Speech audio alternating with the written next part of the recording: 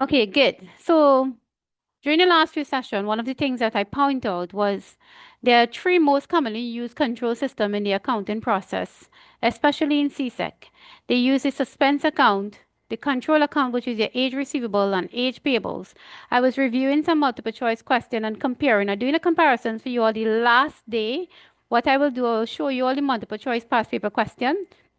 I have a format where I actually compare the repeated questions and what topic area it will. And some the examiner just change around just the values within the question, the same word and everything, they just change around the values for you all.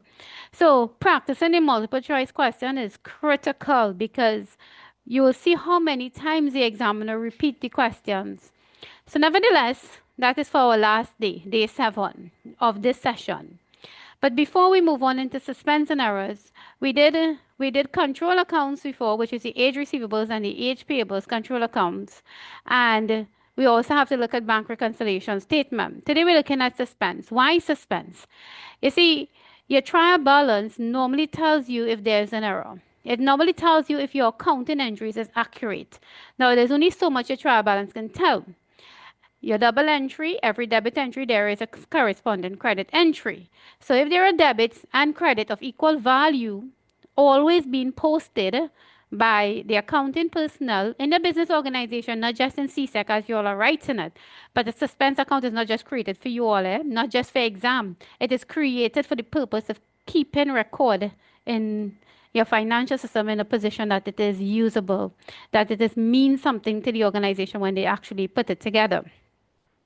So the double entry, if there is always a debit entry corresponding with the credit and the values of equal, then when you try a balance, which is consist of debit and credit entries of the same accounts, it will balance. It must balance.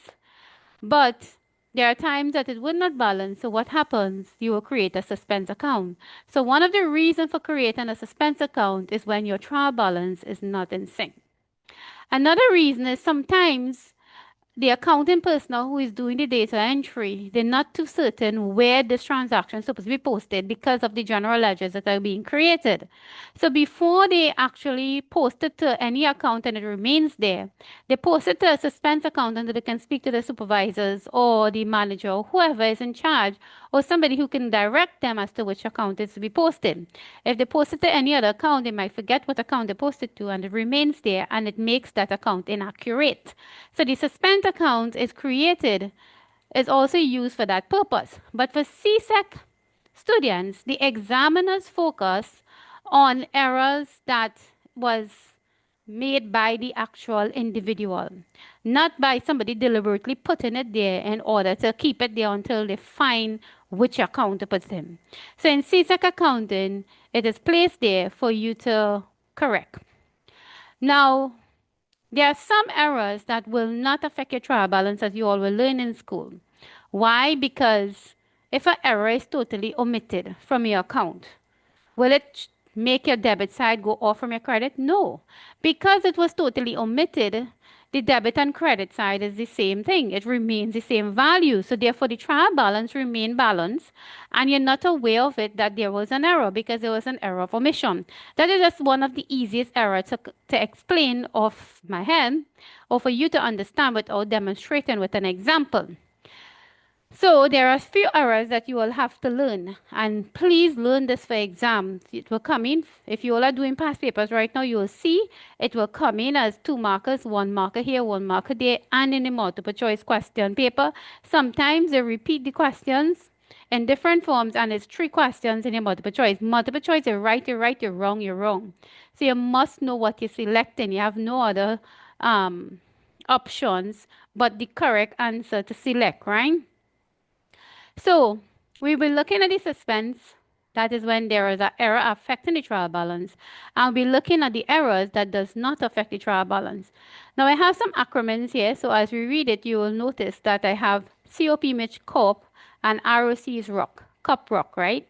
Sometimes it's easier for people to remember something by the acronyms. So these are the errors you have to remember. Error of commission. Error of commission is where the correct amount is entered. So listen, the correct amount is being entered, but in the wrong person account. So if we have Susan and Sally, the account was the amount supposed to be entered in Susan's account, but they put it in Sally. So it's the correct amount, but just in the wrong person account. And that is the error of commission. Error of original entry is where an item is entered, but both debit and credit entries have the same incorrect amount. So you enter, instead of entering 168 in your double entry, you record 186. So hence the reason both debit and credit side had the incorrect amounts. Error of principle, we will be looking at all of these in the questions, right? So don't be afraid, we will be going through it as we do this demonstration. Error of principle is where an item is entered in the wrong type of account, and this is a common error, especially when it comes to purchases or sale of an asset. What students do, or even adults, instead of putting it into the fixed asset account, the non-current asset account, they put it to the expense. Or instead of expensing it, they put it in the actual non-current asset account. So for instance, if they buy an equipment, they expense it to equipment expenses and not put it to the equipment account, which is the non-current asset. So this is where the error of principle happen. It goes into the wrong type of account. One is an asset and one is an expense. And it's the most common error, one of the most common error. Complete reversal of entry, well, this one is simple. Instead of debiting the accounts and crediting this, you credit that and debit. So you do the reverse. But with the complete reversal of entry, one thing students have to remember with this is that when you are reversing this error, you must always double the amount. Because if you just put in the same amount now on the credit side, so for instance, we will look at it in one of the examples. Hopefully there's one, I can't remember. So if you credit an entry for 100 and you debit the next one for 100 but on the wrong side, so let me say the X and Y, right? So we have two accounts and we credit one with 100 and debit the next one with 100. But it's supposed to be on the opposite side. So this 100 was supposed to be here. And this 100 is supposed to be on this side. If we just actually put back the 100 here, what happens? This account cancel off itself. Because 100 on debit, 100 on credit. And if we put in the 100 here, this account cancel off. So you will not end up with a balance. You wouldn't have a balance carried on, a balance brought down. Because 100 is on this side and 100 on this side, so you could tally it up at once. You have to duplicate the value. So when you increase it, and it times 2, you now have 200 here. So you know you could actually have a balance carried on of 100 and a balance brought down of 100. Same thing here. You have to duplicate the figure here so that when you balancing of your account to make it equal on both sides, you have a balance carried on of 100 here, and now you can bring it down of 100 here. Although the totals will be saying 200, the actual figure is the balance carried on and balance brought down. So we look at that further as well. But always remember, for complete reversal of entries, you double the value that was entered incorrectly on the wrong side. Error of omissions need no explanation. If you omitted the error, it now needs to be entered into your book. And compensating errors were two errors of equal amounts, but on opposite sides of the accounts cancel off each other. So what they're saying here is two different types of transaction. So the person who were posting entries, in one of the transaction, they probably understate something on the debit for $50, but everything else was correct. And later on, there has another transaction, a completely different transaction, not the same transaction, a completely different transaction was entered. But on the credit side now, that was understated by $50. So now you have the debit side and the credit side being understated by the same value. So your trial balance was still balanced. So with all of these error, Cuprock, the trial balance will still balance. There are errors that will prevent your trial balance from balancing, but these errors here that is identified will still allow your trial balance to balance. Because why? In this case, it entered in the correct side, but just in the wrong person. In this case, it was entered on both debit and credit side, so it still have a debit and credit entry entered into the system. In this case, it's just the wrong account. Both accounts are debited accounts. It's just wrong type of account. So one, the asset will be understated, and the next one, your expense will be overstated. But the case is, you still have the two debit entry with the same values, so and your trial balance will still be balancing. Complete reversal entry, all of these is the same, right? So the best way to explain anything and in accounting is practical. In your syllabus, if you have your syllabus, go through the syllabus, you'll see how many times the examiner will put an asterisk. And that asterisk, they said, it means that it is critical, imperative that you have practical experience in those topic areas. One of which is these. The errors have an asterisk on it. Go to your section in your syllabus and go through it. You'll see the asterisk. If you've never observed the asterisk before, look out for it. It is imperative that you are practical because practical tells the examiner if you understand the concepts. So now we will look at a question and how the examiner thinks and how he expects you to respond. So I populated the fields here already, right? One thing I always tell students, what is the first thing who knows me? Read your requirements first. When you read this requirement, you understand what you are looking for in your question. If you do not read the requirements, you will read the question and then reach down to the bottom and then say, oh, this is what I need to do, and then go back. And you're wasting time. In exam, time is of essence. It is critical. So you read your requirements first. If you want to save time in your exam, read the requirements first. So for those who will want to attempt this question on their own, this is January 2021, sorry. And I believe it's question 5. So you all can look at that question on your own after, but let's look at the approach that you need to look at in the exam to save you time and get you the marks that you want to get, the full marks that is, right? So if you read requirements, use the form provided. So they provided a form, a blank form, on page 23 to prepare the trial balance. So you're going to prepare a trial balance for Blake Cake Enterprise Limited as of the 31st of December 2020. So you're doing a trial balance as of the 31st of December 2020. What is the first thing you do? Head up your trial balance.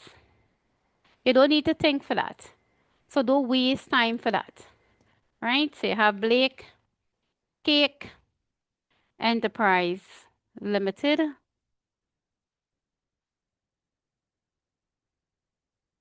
And what you're doing is a trial balance. And what period of time is this?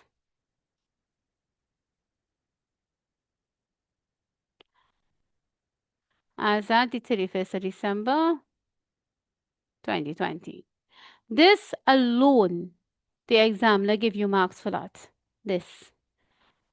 If you all want to look at the examiner's remarks, they are in the CSEC's website. If you look at it for the remarks, students are losing important marks for not putting their headings. Your headings is important. If you look at the form, you will see there's an area for in the form for you to put in that information. Do not shortcut the examiner, put in 31st of December with /31/12/2020. Do not shortcut that. Put in the information and writing properly. There's a mark there without even having to think. Now, if you have any trial balance to do, to reconstruct that is, and it is given to you in this manner, one of the next thing you don't have to think about is what is the account you're looking for. These are all the accounts. So in your exam paper, all you have to do is translate the information from your exam paper. I'm showing you how to save time. This is very important, right?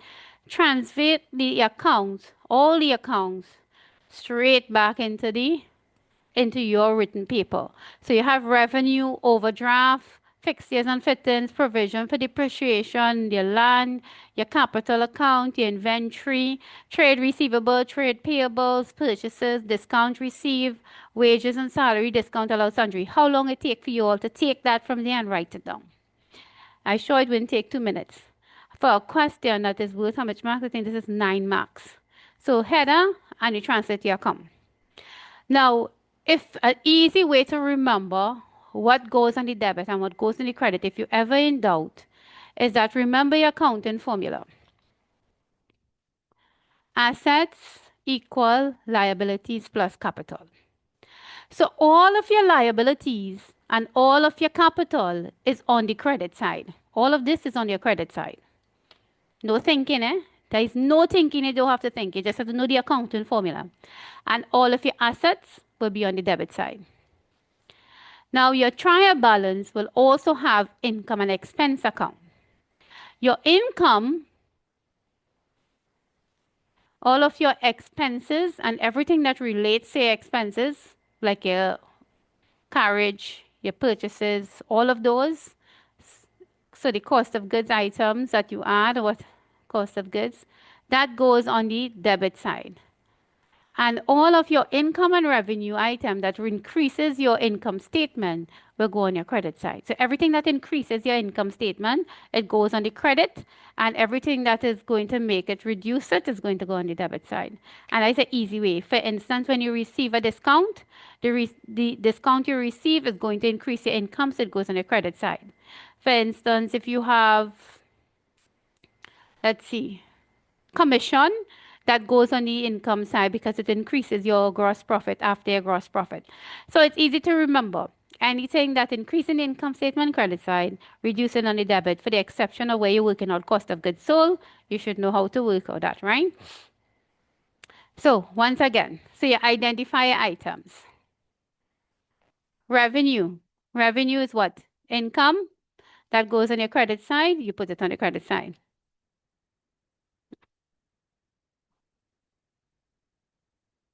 Bank overdraft. Your bank overdraft is a liability, it's a current liability. That is when you're owing, when the business withdraw more money that from the bank than what it actually has. So it's a current liability. So this goes in your balance sheet as a liability. Remember, liabilities and capitals on your credit side, right? 4,500. Fixtures and fittings, asset. So this go on your debit side, 35,000. Provision for depreciation. This reduces your asset. So this is going to reduce your asset. So that if it's going to reduce the asset and the asset is on the debit, then this is going to be on the credit side, right? So we have the provision for 2,300. Land is an asset, 59,000 debit. Capital credit, according to the accounting formula once again. Is it hard to think what we're doing here? Inventory is an asset, 25,000. Trade receivable is an asset, 13,000. Trade payables is 27,000. It's a liability credit side. Purchases, which is going to be like, you could consider it like an inventory item when you purchase, but it's always not inventory. You use it in your income statement to get your cost of goods sold. So that is on your debit side. Discount received is like an income that you're collecting. So that is going to go on your credit side. Wages and salaries is an expense. All expenses is where? On your debit side. Remember that? Discount allowed is an expense because you know how to bear that cost where you allow the customer to get the discount, so 5,200 debit, and sundry expense again on the debit side. So this question asks you to include the account and the amount to both sides of the trial balance. However, it is not balancing. And what happens to your trial balance when it doesn't balance? You create your suspense. So you have a suspense account. Total on the debit is 212,100. Total on the credit is 212,400. So 212,500 minus 212,100, the difference will be 400, right? And now your trial balance.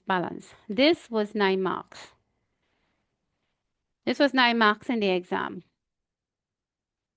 You would have gotten a mark here for starting. And if you know your accounting equation, less thinking, assets on the debit, liabilities and capital on the credit, you will know how to populate most of these things on your trial balance already.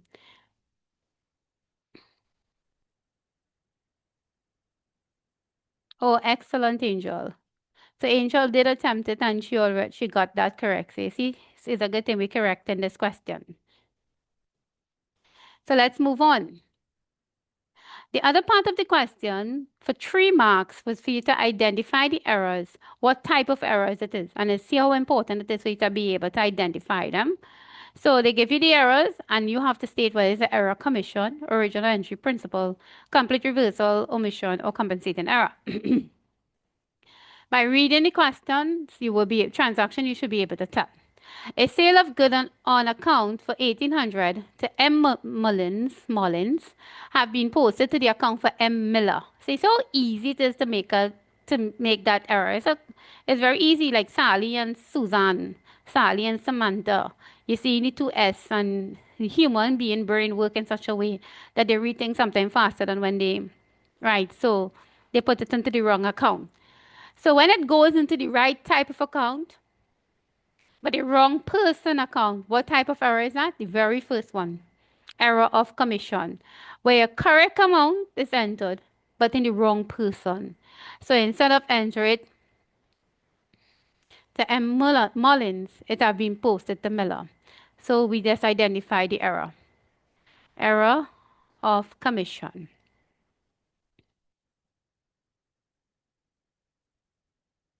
Next question. Office equipment sold for 2,000 has been posted to the sale account. So you see, this is what I was talking about. It is so easy, and this is one of a common error. Excuse. Where it posted to the wrong type of account. So instead of posting it to the office equipment account, it went to sales. So what happened here? You increase your revenue. You increase your income account, and your equipment account is going to be overstated. My throat itching. 1 minute, let me get some water.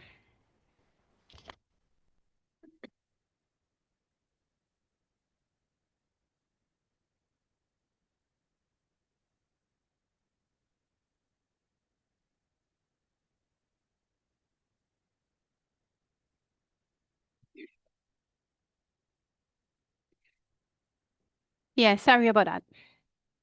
And this is when we talk about the error of principle, where the item is entered in the wrong type of account. Why the account is the wrong type? Your sales account is an income. This is an income statement account, and your equipment is an asset. This is a balance sheet account. So it entered in the wrong type of account. This is an error of principle. Do not mix up error of principle with error of commission, right? Take your time to read the question. And wages of 4,500 for the office workers has been debited to the bank and credited to the wages account. Wages is an expense. This is an expense.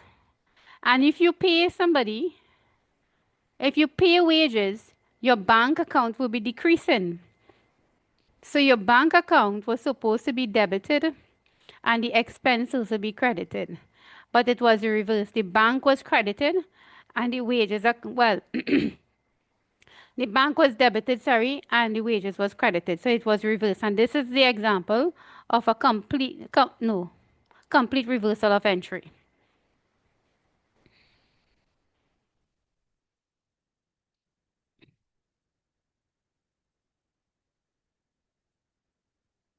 And if you have to correct this error, this is the error that you have to multiply by 2. So you see how good it is when you can identify your errors? Error of commission, wrong person account, error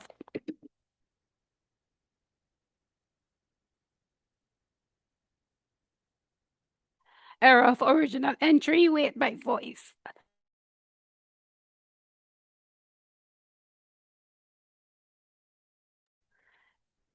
Sorry about that again, some throat problem.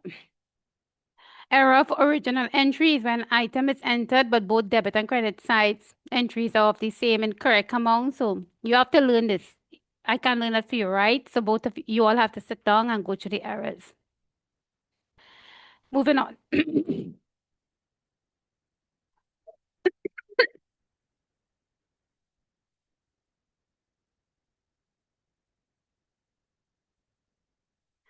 So part C of the question. Let me see what marks is it? 8 marks. You have to prepare a journal entry. So journal entry is to do your debit and credit. I bring across the question, the transaction here, so that you all will see what is the errors. 1 minute.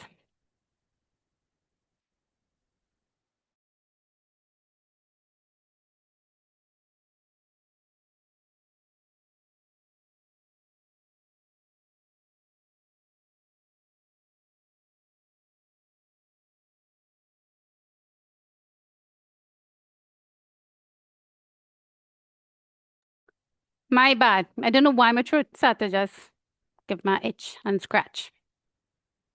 Right. So you're supposed to do the double entry to correct the errors. Let me just repopulate this.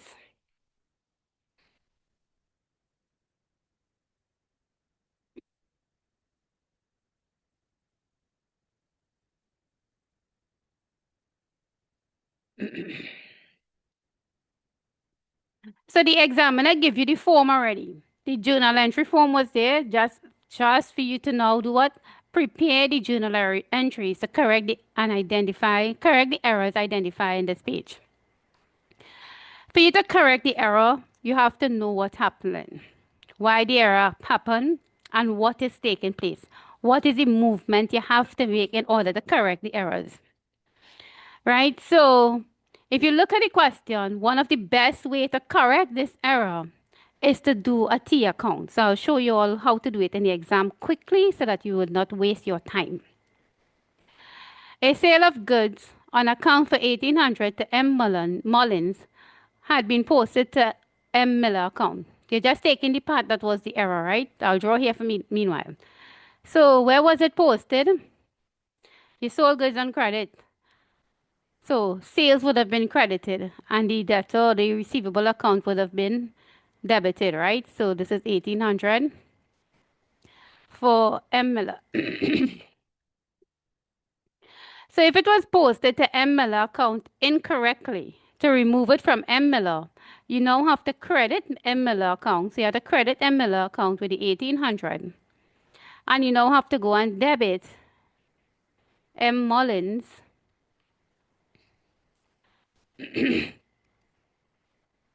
for the 1800. So in your journal entry, now this might seems to be like, why doing this? This will not waste your time. Trust me. If you leave it to your memory to tell you what to debit and credit by the time you reach here, you might be writing on the incorrect thing. So for M. Miller, you need to credit the account. You need to debit M. Mullins. So the first account you'll be putting is M. Mullins. And you'll be debiting the account for the 1800. And indent your credit entry for the 1800. Now remember in general journal, your debit entry always comes first, your credit entry comes second, and you must indent it. Now the examiner said narratives are not required, so we don't need to put any narratives. But if it was required, you already identified that it was an error of commission. So you could have put in corrected error of commission. And that would have given you your full marks if narratives were required. Now let's look at the other one. Office equipment sold for 2,000 has been posted to the sales account. So you have your office equipment here account. And if you sold office equipment is an asset. So to reduce an asset, it's supposed to be credited. This account is supposed to be credited for 2,000. But that amount was omitted. What had happened? It went to your sales account. And your sales account, if you had sold it for bank, whoever, was credited instead. So the sales account is overstated by 2,000. So to remove the 2,000 from the sales, you debit your sales account. You will notice that this account will close because 2,000 by 2,000 is contraring off each side. And you credit your equipment account. So going back to your general journal, it is easy once again for you to just put in the account to be debited first is your sales.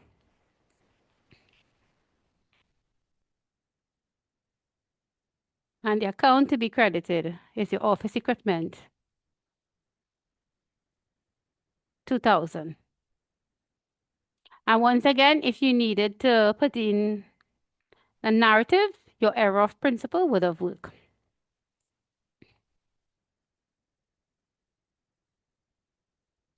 And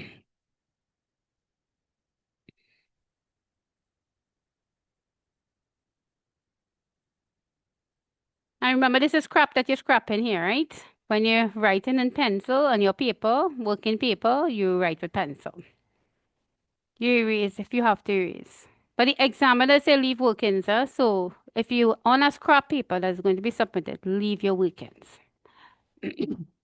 Wages of 4,500 for the office workers has been debited to the bank and credited. So this is what happened. So we had the wages account,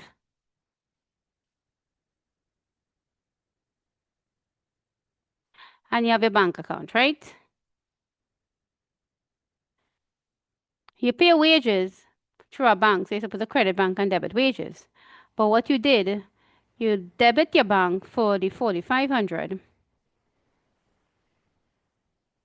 and you credit your wages account for 4,500.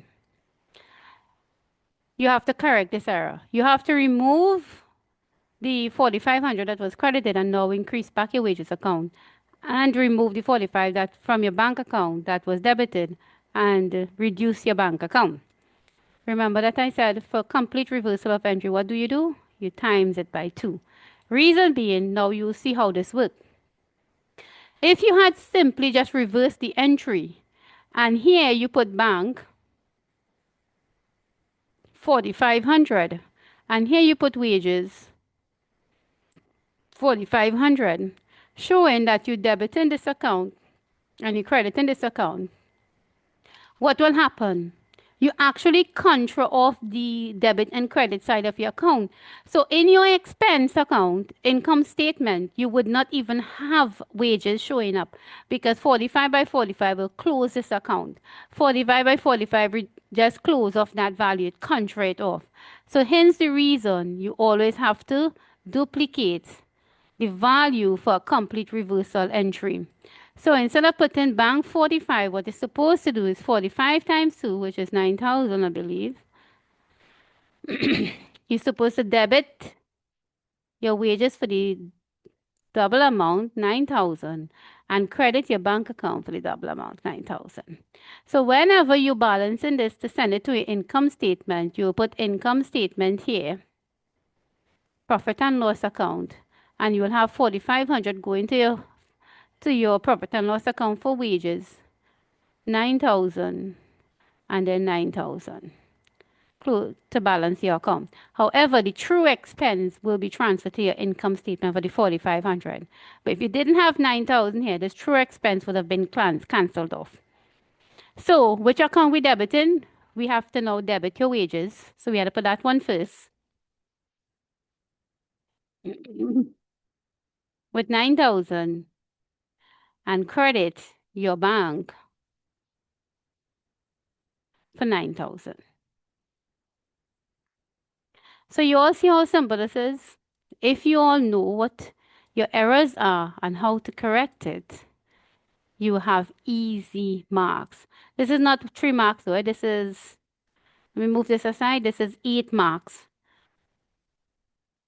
So let's say they give you 2 marks each. 2, 4, 6. What do you think the other 2 marks will go to? For putting, and you don't need to put narrative. So the other marks is not for narratives. Your marks would have been for correctly heading your items, for correctly putting the date, what date it was.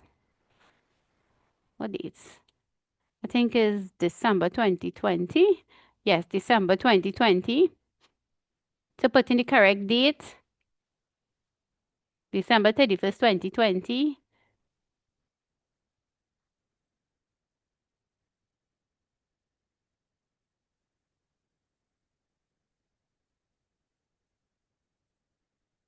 Oh, excellent. Well done, Angel. So Angel got all correct, which I'm very proud of. Because this question, it actually test your knowledge as to if you know how to identify the errors and if you know how to correct those errors and what goes into your trial balance. So this is a perfect question for them to bring in all the June paper. So if it was you, I'll look at this paper, January 2021, and reattempt it.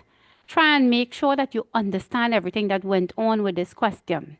Now, what I did further is that just in case the examiner bring the errors for you to correct a suspense account, because in the trial balance, you can see a suspense was created for 400 for it to balance. So the examiner could bring errors for you to correct the suspense account and for you to draw up the ledger account for it. So I bring some common questions here. Assuming that you create the suspense account for the difference, you will now have a suspense account here.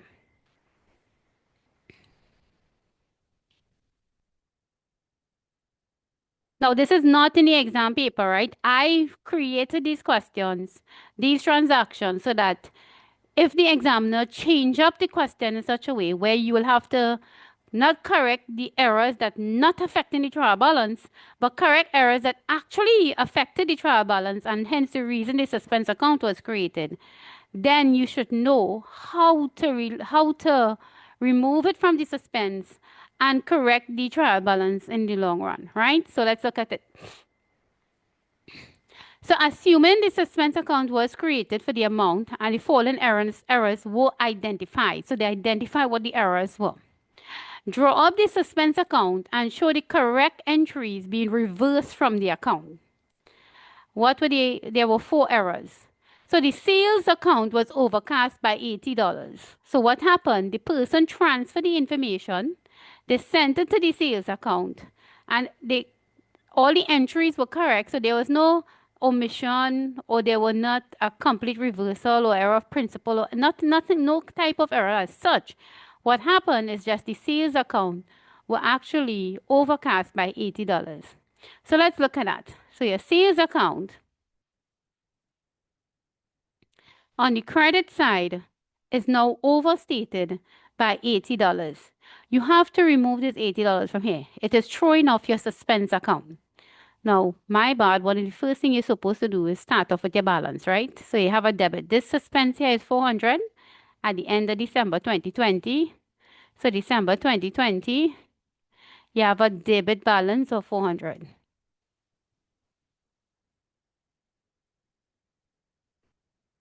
You have 400 in suspense and not supposed to remain there. The idea of creating a suspense account is that it would not keep back your financial statements. You need to move forward, you need to prepare it, but you need to identify the errors in the course of time. So going back to the first error, your sales account is overstated by $80, so it's overcast. How do we correct this? In order to reduce your sales account, you need to debit it by the $80. Now, this, you are not thinking about any of these errors. You're not thinking about any of these errors here. So don't think of it as an error of commission or of original entry or even a reversal entry to double it. What you're thinking about is this is a single entry incorrectly placed into your account, and once it's affecting your suspense account, that means to say your double entry system was not accurate. So hence the reason the suspense account was created because of your double entry system not being accurate. So the $80 that is overstated by, you now have to credit it. You simply have to credit your sales account. But we have this in your suspense waiting to remove. So if you credit your sales account to reduce it, you reduce it by the $80, you now have to debit something. I mean, you debit, that's saying the wrong thing. So if you debit your sales account with the $80, you now have to credit something. So you will credit your suspense account. So you're debiting the sales with 80, showing that it go into the suspense account. And now you have to go to your suspense account and credit it with the sales for the $80. 2020. So I hope I didn't tie you up when I did say the debit entry incorrectly. Let me just repeat that one time just in an effort of time, if in case, if I tied up anybody. So your sales account was overstated by $80, right? You have to remove that 80. The only way to remove it is to debit the account. So you debit in the account. But when you debit one account, you have to credit the next account. So you're debiting your sales account. In your detail, you put suspense. But in your suspense account, in your details, you will put sales, showing that you're correcting the entry in your sales account for the $80. So debit sales, credit suspense, double entry taken place. Moving on. I think I explained that properly. A payment was made to J Lal for 200 and it was posted in the cash book was omitted from J Lal book. So it was posted in the cash book but was omitted from J Lal book. So you make a payment to J Lal for $200. It was posted in the cash book but was omitted from his book. So therefore, there was not double entry taking place. You have your cash book, 3-column cash book that is. And if you make a payment, what will happen? You will credit your cash book for how much? $200 for J Lal. However, in J Lal book, you was owing him 200. That is the liability there. So when you pay him, you're supposed to put bank here, showing that you're reducing the 200 and no longer owing J Lal that 200. But you omitted this part of it. You didn't you didn't show that you paid him the check. So how are you going to correct that now? Once again, you have to debit his account and credit the suspense account because this difference is lying here all because JLAL, part of what JLAL book wasn't corrected. So nothing is happening in the cash book because the entry is correct in your cash book. You credit your cash book, you're supposed to debit JLAL, but you omitted that. The suspense account was created for that purpose. So now you don't have to go and just put it in JLAL and forget about it. You have to remove it from the suspense that is standing there in the suspense of $400. So on December 20th, December 31st, 2020, when you debit JLAL,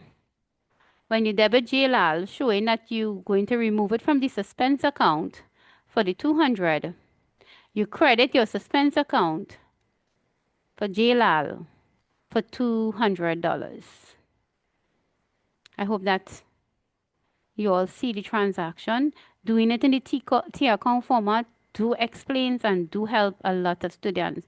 So look at it in the T format if it is you all are not understanding, okay? Purchase of an equipment for $10,568 was posted incorrectly in the equipment account for $10,658. So what they're telling you there, it's supposed to be posted at 10.5 and it was posted in as 10.6. So in equipment account, which is your asset,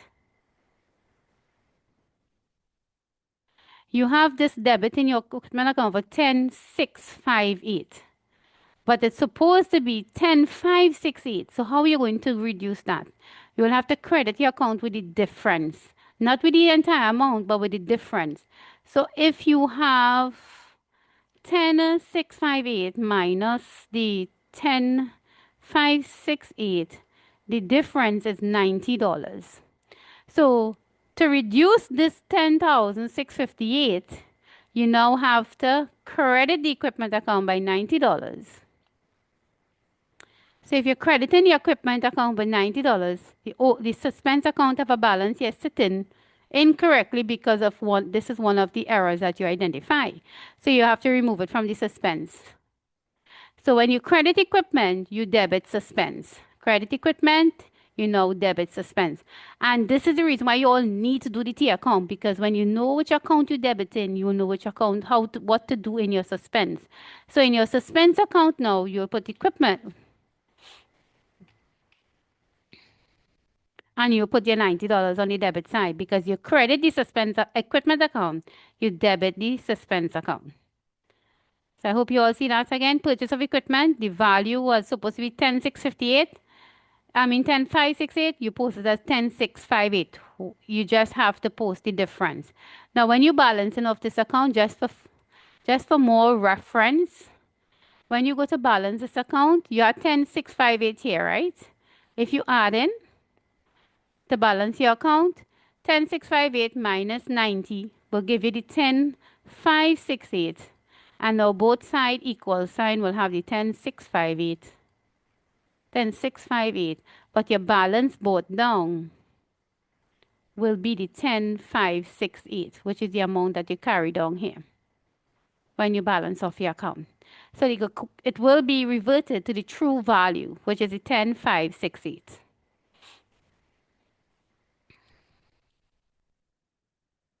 Right? And last but not least, the purchase account was understated by 242. So if you know your purchases account normally has a debit entry. If you're not sure, read back a question in a transaction in your head. When you purchase items on credit, what happened? Your liability increases, so you credit your liability. Of course, you'll debit your purchases. So your purchases have a debit account. If you're not certain, just run a transaction in your head, right? And it is understated by 242. So here, the debit side is by $242. It needs to increase by 242. Right? It's understated. That figure is missing in your purchase account. Understated means it's lower than what it's supposed to be. So in order to increase the purchase by the 242, you need to debit the account. It's really a debit entry. So when you debit purchases, you put the next account that has to be credited, which is your suspense. And on December 2020 to December 31st, 2020, you all will put the 31st if you're doing a question, right? You show that you actually put in your purchases account for the 242. And if I can put in these things correct as well, JLAL.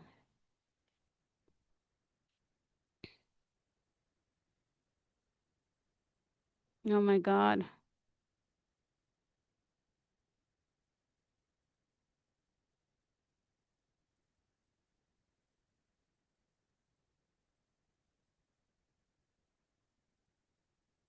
I want to balance the account for you all so that you all see that is the reason why I'm taking it off.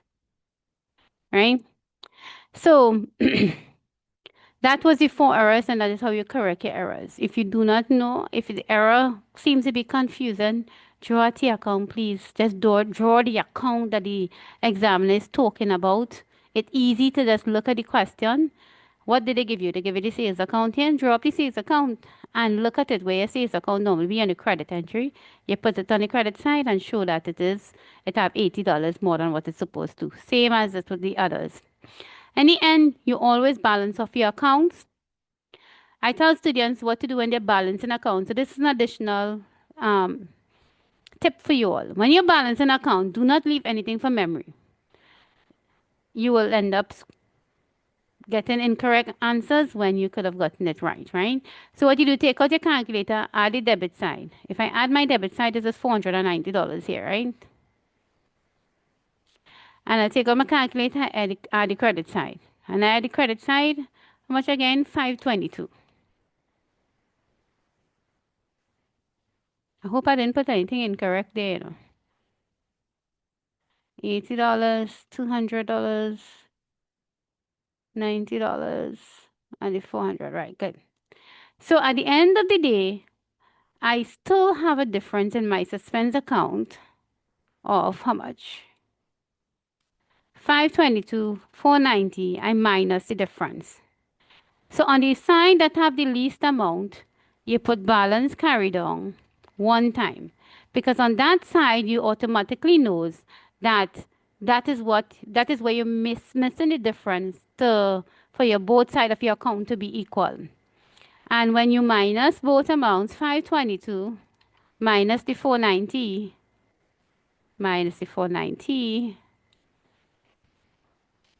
you get $32 is the difference. You now can balance your account. Make sure and draw your double lines.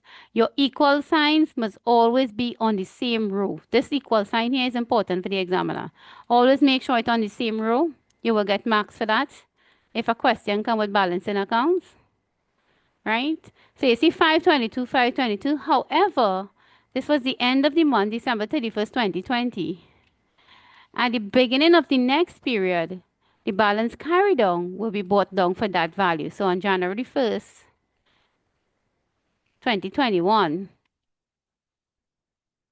you will have a balance brought down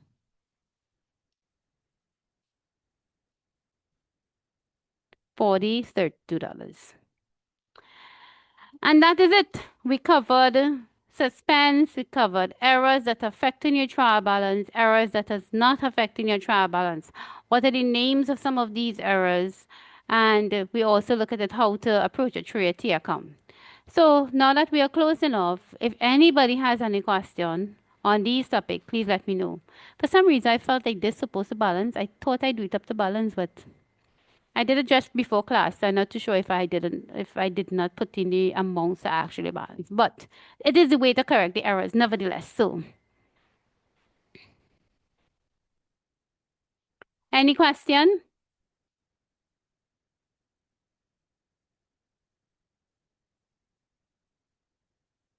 Yes, Aaron, no question. Anybody has any question at all? Anything? You all are confident with this question, for this for the exam? Okay, good. So let me tell you all. Be prepared. Do at least 6 past paper for multiple choice and do at least 6 past paper for your written exam. If you all want to pass this exam, practical is essential. It is critical. And I hope the tips that I'm sharing here with you all apply it because this will be throughout your question paper. When you're doing it, you will see that there's no lie. This could be applied throughout your past paper question. They could just drop it in just so for you. This, the age receivables and controls account, provision for doubtful debt, provision for depreciation, all those are adjusting entries into your trial balance. They see they bring the suspense account. So know these things. These are these things that people ignore that brings critical marks into your exam.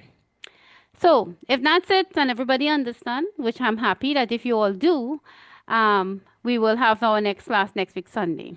I will be soon be launching one for Principles of Business because another student was asking for me on Principles of Business, but that will be a different session.